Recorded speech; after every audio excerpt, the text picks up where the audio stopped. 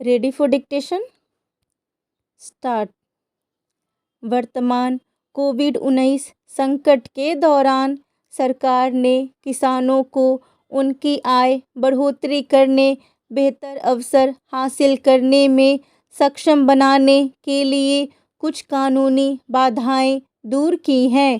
Cabinet की 3 जून 2020 को हुई बैठक में कृषि उपज व्यापार और वाणिज्य अध्यादेश 2020 को मंजूरी दी गई, जिसका मूल उद्देश्य एक भारत एक कृषि बाजार की स्थापना का लक्ष्य हासिल करना है।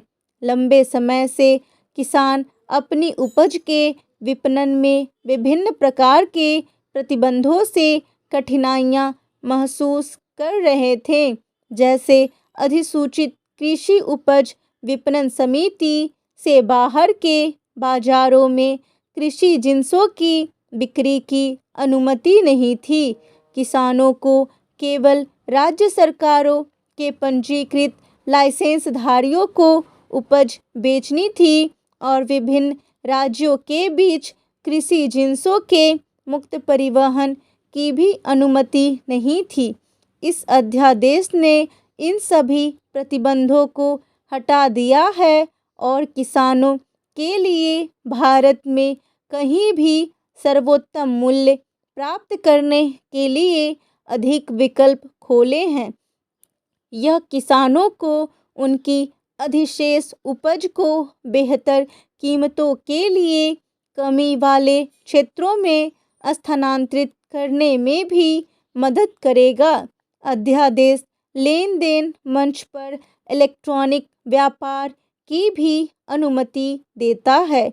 एक अन्य अध्यादेश मूल्य आश्वासन और कृषि सेवा संबंधी किसान समझौता अध्यादेश का उद्देश्य किसानों को सशक्त बनाना है, ताकि वे शोषण के भय से मुक्त होकर एक समान स्तर पर विभिन्न हितधारकों के साथ जुड़ सके। किसान जोखिम मुक्त और बेहतर लाभ के लिए प्रसंस्करणकर्ता, थोक व्यापारी, एग्रीगेटर, बड़े खुदरा विक्रेताओं, निर्यातकों आदि के साथ मोल भाव कर सकेंगे और मिलकर काम कर सकेंगे। यह अध्यादेश घरेलू और वैश्विक बाजारों में आपूर्ति श्रृंखला के निर्माण के लिए निजी क्षेत्र से निवेश को आकर्षित करने के उत्प्रेरक के रूप में भी काम करेगा। सरकार ने एक अध्यादेश के माध्यम से आवश्यक वस्तु अधिनियम में ऐतिहासिक संशोधन के जरिए अनाज, दाल, तिलहन, खाद्य तेल, प्याज और आलू जैसी वस्तुओं को आवश्यक वस्तुओं की सूची से हटा दिया। जिंसों को धारण करने, स्थानांतरित करने, वितरित करने और आपूर्ति करने की स्वतंत्रता से आकार की किफ़ायत का लाभ होगा और इससे कृषि क्षेत्र में निजी क्षेत्र से निवेश, विदेशी निवेश भी आकर्षित होगा। सरकार का कहना है कि इससे निजी निवेशकों के व्यावसायिक कार्यों में अत्यधिक विनियामक हस्तक्षेप की आशंका दूर होगी।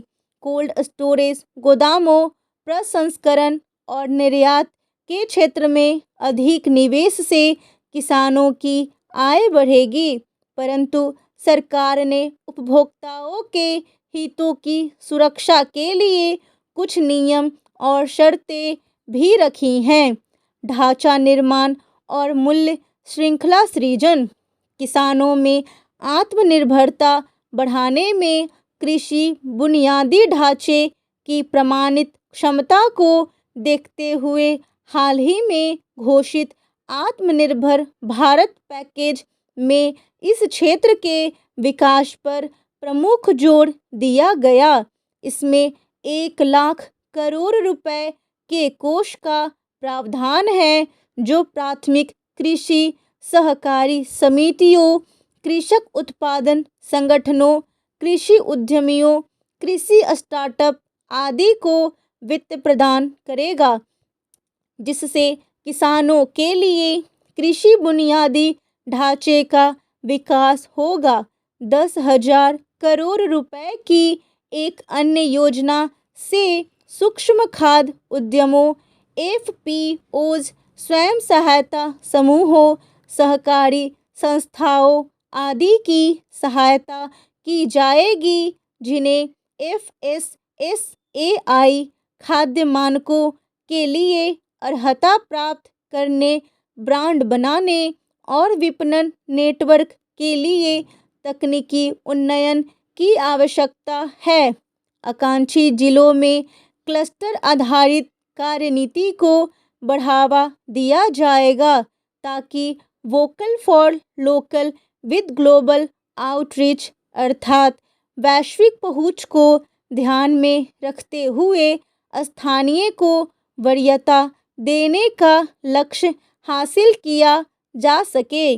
उदाहरण के लिए उत्तर प्रदेश में आम और महाराष्ट्र में संतरे को व्यापार में वरीयता दी जाएगी, जिससे बड़ी संख्या में संबद्ध किसान को लाभान्वित किया जा सकेगा।